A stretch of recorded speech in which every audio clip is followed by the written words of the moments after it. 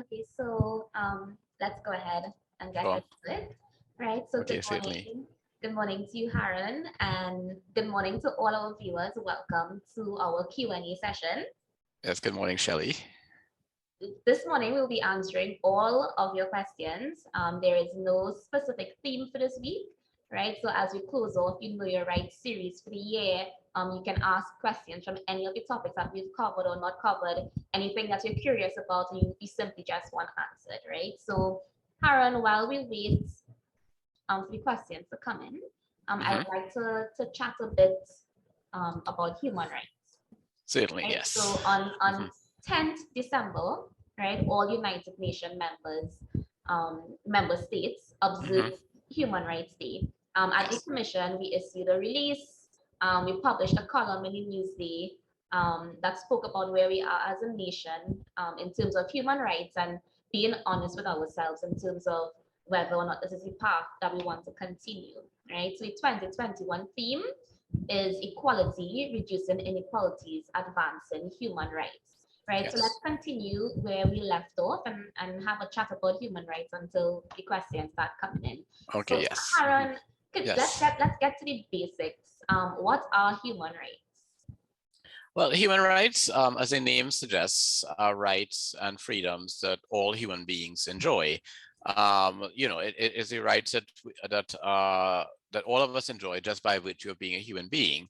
For example, in human rights theory, they're described along four parameters. They are inherent, they're universal, they're inalienable, and they're interdependent.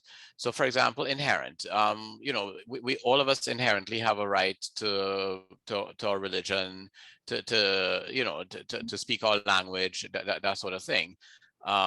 Regardless of your nationality, your place of residence, regardless of your sex, and that's the concept about inherency, that it does not depend on these sorts of things. So that all persons have these rights, regardless of whether what your race, your sex, your gender, that sort of thing. We are all entitled to these things. It is considered to be universal because all persons in all countries should enjoy it. Now, we know that in actuality that doesn't happen. But the belief is that, for example, the right to vote, I mean, that should be a right enjoyed by all persons in all countries. The right to own property, we know that in some countries in this world, women can't own property, women can't drive cars, women can't vote. But we believe in human rights theories that there is no reason to say that rights should only be enjoyed by men as opposed to women. It should be universal, that all persons, whether you're male or female, whether you're black or white, you should be entitled to these sorts of rights. It should not be limited by reason of your race or your sex. It is inalienable. That's the third characteristic I mentioned, because it should not be taken away or transferred except in specific situations and normally by due process. And a classic example would be the right to liberty. We all say we have the right to liberty, but you can lose your right to liberty if you are convicted of a crime by a court of law. Now, that is the only way your right to liberty can be taken away from you. The state just can't turn up at your house as, we always hear the story about these, remember the Tonton Macoute in Haiti and all of these sort of secret police in Eastern European countries that just turn up at your house and carry off to some gulag in Russia and in Siberia, those were things that were characteristic of those regimes. So we believe that you can't lose your right to liberty, your right to freedom, unless there is some sort of a due process of law, that is to say you've been charged and convicted of a crime. And we say that it is interdependent, the fourth characteristic, because you can't say you have one right and not the other. And a classic example, you can't say you have the right to freedom of expression, but you don't have the right to freedom of the press. It'll be facetious of a state or an entity to say we're giving you one right, but we're taking away another. So these are the four characteristics that we look at in terms of human rights. That they're inherent, that is, they're inherent to all of us. They're universal in that there's no reason, in actuality, this doesn't happen, but there's no reason why all persons everywhere can't enjoy the same rights and freedoms. They're inalienable in that they can't be taken away from you just like that. There must be some sort of a due process, and they're interdependent in that rights they buttress and they support each other, and they need and one can't exist in isolation of the other. Yes. Okay. Thank you, God Haran. That was Mhm. very comprehensive. I just wanted to say good morning to Nicholas Campbell, who is also joining us this morning. Okay, good morning, Uh, Nicholas. Yes. and also remember, you can ask us any questions. And when I say us, I use it very loosely. You can ask Haran any question, and we would address it for you this Yes. morning. Haran, in Mhm. terms of the Equal Opportunity Act, Mhm. how does that fit in with human rights? How does the act address human rights? Well, the primary source of human rights in Trinidad and Tobago is the Constitution. The Constitution, as sections 4B and D, sections 4, sorry, not sections 4 and 5, sorry, not B and D, section 4 and 5 guarantee certain fundamental human rights. And we know that these sections are entrenched, and legislation cannot take away from these rights unless, for example, they are passed by a special majority, so that these rights are considered to be deeply entrenched. And these rights will be things like the right to life, liberty, the right to ownership of property, the freedom of the press, these sorts of things. These are section 4 rights, sorry. Section 4 rights are what are called civil and political rights, in that these rights seek to restrict the power of the state and the power of the government. A nice way of thinking about these rights are that the government, in order to enforce these rights, the government has to do nothing. That is, in other words, let's look at the right to freedom of the press. It is a right that the state has to observe, and the state observes it by not interfering with the press. Right. So in other words, if the state does nothing right now, and takes no action, then you consider the right is being enforced. In other words, the newspapers are free to report. Journalists are not being threatened by the state. It's not like, like what you hear happening in North Korea and Cuba, where, if a reporter writes something contrary to the wishes of Kim Jong Il, no, Il, I can't remember his name. Next thing you know, they disappear, they're taken to a prison, that sort of thing. No, so as long as the state does nothing and allows the journalists to write their stories, then then the right to freedom of the press is observed. The right at Section 5 of the Constitution are what you call more specific rights, and we tend to refer to these as criminal rights or rights of due process. For example, it speaks of the right to the presumption of innocence, the right to a trial by jury, these sorts of things. So these are rights that if you are charged with a criminal offense, you have certain protections given to you. So these are the sorts of rights that the Constitution gives to us. But there are other kinds of rights that may not exist under the Constitution, but they are rights nonetheless. Now, just to explain, if your rights under the Constitution are being violated, you go to court and you file what is known as a constitutional motion. You regularly hear that you're going to file a constitutional motion to challenge it or challenge that. What you're basically saying is that the state or some agency or entity of the state has done some action that violates some of these rights, certain rights. Um, but there are other kinds of rights that may exist that don't necessarily fall under the Constitution. It doesn't mean that they're not human rights. It simply means that they're just not constitutional rights. And a classic example I like to refer to is the Maternity Protection Act. The Maternity Protection Act gives protection to pregnant women, to women who are pregnant and who become, nursing mothers. Their right to confinement, their right to return to work without being discriminated against. Now, this is not per se a constitutional right, but it has to be seen as a human right, because we can go on to a whole discussion about the human reproductive function, and it is seeking to protect and guard the human reproductive function, which is essential for the progress of society. So there are lots of rights that exist outside of the Constitution, and the short point I'm trying to get at is that the Equal Opportunity Act is an example of human rights that exist outside of the Constitution. It One of the things about the constitutional rights that I need to stick a pin, and I believe I mentioned this, but I need to reinforce it. The constitutional rights exist as between the individual and the state. So, for example, a person cannot allege that a private sector entity is violating their right to freedom of the press. You can't say, for example, I'm just calling a name, the Antimacal Group or Guardian Life or Neil and Massey, they're infringing the right to freedom of the press, or your right to liberty, or your right to free expression. These rights really exist as between the state. In other words, the state is prohibited from limiting the freedom of the press. The state is prohibited from limiting your freedom of expression.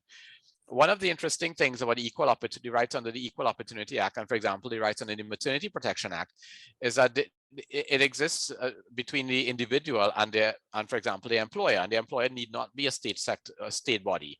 So, for example, the same companies I just mentioned, Neela Massey, Guardian Life, Answer McCall, they are mandated to observe the rights under the Maternity Protection Act. Similarly, with the Equal Opportunity Commission, the Equal Opportunity Act creates certain rights with respect to equality and non-discrimination, and these rights exist against both the state and against the private sector. So, I hope that explains this in a bit of a nutshell. I don't want to go too heavily into a law school discussion on human rights, but I'm trying to just put it very simply that this is where the Equal Opportunity Act fits into the whole, what I would call the whole pantheon of human rights. That it is not a constitutional right, but it is part of the human rights of the citizens of Trinidad and Tobago. Yes, thank you, Haran, and good morning to Abby, who's joining us as well. Haran, so as you spoke about the Constitution and the obligations of the state and so on, outside of the Constitution, outside of the Equal Opportunity Act, is TNT a signatory to any policy document, any legislation, as it relates to human rights? Yes. Trinidad and Tobago has signed a number of international treaties on human rights. The leading treaties would be the United Nations treaties and the Inter-American treaties. Now, it's important to just mention, though, that the only rights that are, I forgot to mention, and treaties and conventions of the ILO, International Labour Organization. Although one may tend to see the ILO as subsumed within the wider UN system. But it's important to, and sorry, just to go back, for example, the Maternity Protection Act came out of an ILO convention that the state of Trinidad and Tobago had signed. I can't remember the number offhand because ILO conventions are numbered number 1, number 2, number 110, 111. I can't remember, but you could Google it and see there is an ILO convention on maternity protection. And Trinidad and Tobago enforced that ILO convention by enacting the Maternity Protection Act. And I think that is actually a good example of what I was trying to say, that although Trinidad and Tobago signed conventions, these conventions are not really binding on the citizens of Trinidad and Tobago. The citizens of Trinidad and Tobago don't really have recourse under these conventions because really and truly these conventions signal a desire by the state or an intention by the state, but the state has to bring this intention to life by enacting legislation to give force to these conventions. So that's really and truly the only real rights that you have are whatever rights that exist under legislation in Trinidad and Tobago, such as the Constitution, say the maternity protection, the EOA. But just to go back to what the question you would ask about some of the rights, some of the conventions that the state has signed on to. We had signed on to the American Convention on Human Rights, but then we withdrew from this convention because although I said these citizens don't have rights under the convention, some conventions allow for complaint mechanisms. And this American Convention on Human Rights, the Inter-American Convention, allowed persons who felt that they were aggrieved to make reports to the Inter-American Committee on Human Rights. During the tenure of Mr. Ramesh Lawrence Maraj, when he was Attorney General, he withdrew Trinidad and Tobago from this convention because, to be perfectly blunt, he wanted to implement the death penalty. And a lot of persons who were prisoners on death row were petitioning the Inter-American Commission on Human Rights to intervene, and he felt that that intervention was causing undue delay in the judicial process. So except for the Inter-American Convention was one of the very few conventions where citizens had some sort of access for redress, and which the Trinidad and Tobago had withdrawn from that. But most of the other conventions, like the United Nations Convention, there's really no direct access of redress. Right. For example, but now Trinidad and Tobago has signed on to at least 6 United Nations conventions. There is the International Convention on Civil and Political Rights, which we had signed on to in December 1978. There's the International Convention on Social and Economic Rights, which we also signed on to in December 1978. And there are 4 other UN conventions that we signed on to. For example, the Convention on the Elimination of Discrimination Against Women, which is called CEDAW, the Conventions on the Rights of the Child, the Convention on the Elimination of All Forms of Racial Discrimination, and the Conventions on the Rights of Persons with Disabilities, that is the CRPD. And there are really 2 processes that are involved. There's what is called signing and ratifying. So signing simply means that you sign on, that you agree to the principles contained there, and that you think it's a good idea, or that sort of thing. Ratifying is really where you sign, you sign it again. If I were to be facetious and draw an example, it's like getting vaccinated. There's your first vaccine shot and your second vaccine shot. So you're ratifying is like your second vaccine shot. Is where you're saying, I want to be bound, or I want to show a deeper level of commitment to what is contained in this convention. So for example, I have some information here. CEDAW, we signed in December 1985 and we ratified in January 1990.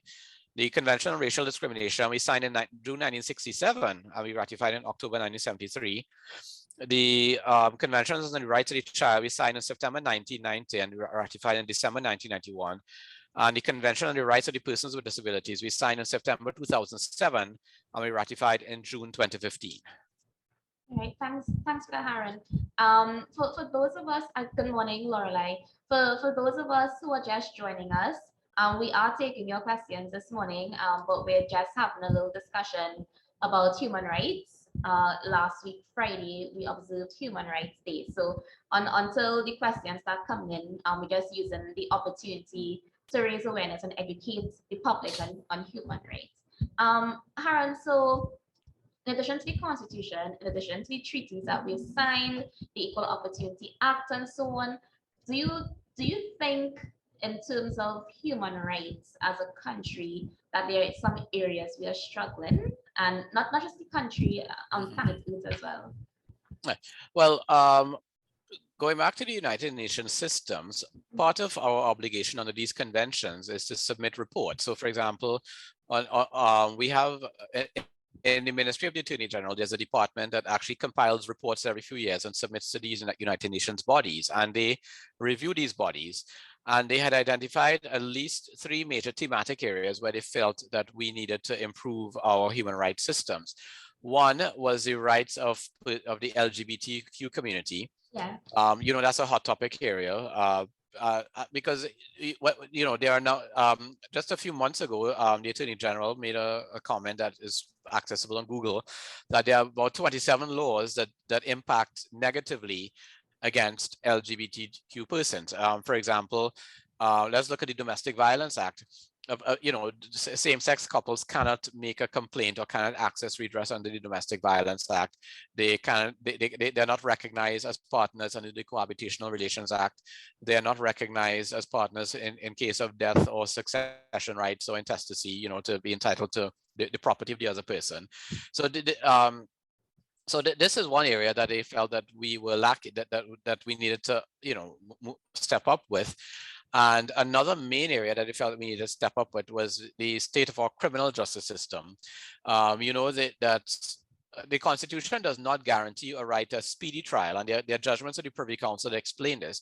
So you don't have a right to a quick trial, but you have a right to a fair trial. But what has been happening is that you have persons, for example, sitting on death row for over 10 years, waiting for a trial, so that they felt that the state of the criminal justice system is an area that really needed looking into, for the state to take the necessary steps to perhaps see how you can, reduce this waiting period, because it is important to understand, and sorry, not sitting on death row, what am I saying? They're sitting on remand yard, right, waiting for trial, because death row is different. Death row means you've been convicted of murder. So I'm sorry, I need to clarify that. Thank you. Because a person who's on remand yard under the Constitution is presumed innocent until proven guilty. Remember, you are on remand yard awaiting trial, and you have under the Constitution, a person who has not been convicted is presumed innocent until proven guilty. So they think, so the concern is that you have innocent people essentially locked up in jail for 10 years or 15 years, who have not, because they're innocent, simply meaning they have not been convicted of a crime. They're simply awaiting trial. Yes, Harry said 3. What's it for the LGBTI plus criminal justice system? What's it for? Yes, I can't remember the third area right now, but yes, but I remember there was a third area but those are the 2 hot topic areas really. Yeah, and just to clarify from the Commission's end, that addition of the LGBTI plus as a status ground in the Act was actually recommended to the Attorney General for the Act to be amended to include that status ground. Yes. And also, I mean, you mentioned the criminal justice system, but In terms of the commission, we deal with civil, not Yes, criminal. yes, yes. And No, I no, we don't. wanted to also say, because a lot of people, they tend to downplay conciliation and the benefits of conciliation, but I think it's something we absolutely should not downplay. Mhm. Conciliation follows the civil proceeding rules in terms of access to justice, quick turnover time, and all of those things. So I just wanted to point out that conciliation, we're doing our part in our own way to ensure that people get a speedy, we resolve their matters speedily. All right. Haran, hold on. Yes. I had another question for you. What I mean, it may seem like a really simple question, but I know the answer might not be as simple. But what are the benefits of human rights for all? Well, human rights gives each of us a measure of expectation, that we know what we can expect from our state, and in turn it gives us a measure of dignity and self-worth. um, for example, if you live in a society where you don't have freedom of the press, or you don't have freedom of expression, um, it means that you cannot express yourself, you cannot hold, or you cannot express views publicly. And the ability to express ourselves is part of is part of who we are as persons. If it gives you like the criminal rights, as I call it, gives you substantial protection against the arbitrary powers of the state. So for example, you just cannot be arrested by the police, or not even arrested, but taken by the police and thrown into a cell, and I use the example of the Russian gulags, and kept there until you disappear and your family knows nothing about your whereabouts. So that for example, so using those simple examples, it means that I can feel free to walk the streets knowing that the state cannot do these things to me. And I mean, one might say, well, a criminal could do that to you, but it's important to understand, and I keep stressing, human rights exist as between yourself and the state. So that, yes, I know we all concerned about criminal elements, but at the same time, we can feel safe that the police, or the overreaching powers of the state can't do to us like what the state of what North Korea, for example, and and those sorts of countries, and the old Eastern Bloc countries and Russia would do to their citizens. Yes. Thank you for that, Haran. And we're actually nearing the half hour mark to close off our session today. And of course, this is our last session for the year. Haran, before we go, do you have any recommendations what we can do beyond state level, what we can do as individuals or community, or as a community, to break the cycle of discrimination? Well, a simple example, a simple thing I always like to say, just think about yourself and the dignity that you hold for yourself, and treat others with that dignity. What would you want for yourself? Would you want to go to a place of employment where you are being discriminated against based on your race, based on your religion, based on your, all of these characteristics, Right. based on where you come from? And if you don't want that for yourself, then you should not treat other persons in that manner. So that instead of trying to, I always like to say, there's that famous saying that the largest change begins with the smallest person. Yes. So that while, yes, I believe in advocacy, while I believe that in working within your organization, in clamoring for change, they say, be the change that you want to be. Yes. So that so that if you treat others with the dignity that you would like for yourself, then I think that would go a long way in, perhaps, if each person were to do that, then I think that would go a long way in to sound very cliche, the old Eric Clapton song, "If I Can Change the World," that would go a long way towards doing that. Thank you so much, Aaron. And of course, absolutely, I concur 100% with what you're saying. So we're going to close off the session today. Thank you those for joining us. We didn't get any questions, but I guarantee questions will stream in after we post you live to Okay. Facebook, and we encourage you to ask those questions, and we will respond to them for you. Right. So just to recap what we went through today. Haran spoke about human rights, which basically are our rights simply because we're human beings, right? So, and they're universal rights and they're inherent to all of us, regardless of our status, right? So, that Haran, do you have any messages for our viewers, seeing that it's the last session of the year before we close off? No, other than I wish everyone a safe and a safe Christmas and a happy New Year. While we're talking about human rights, you also need to take care for your health and safety and during this difficult time. And hopefully, you can join us next year for further conversation.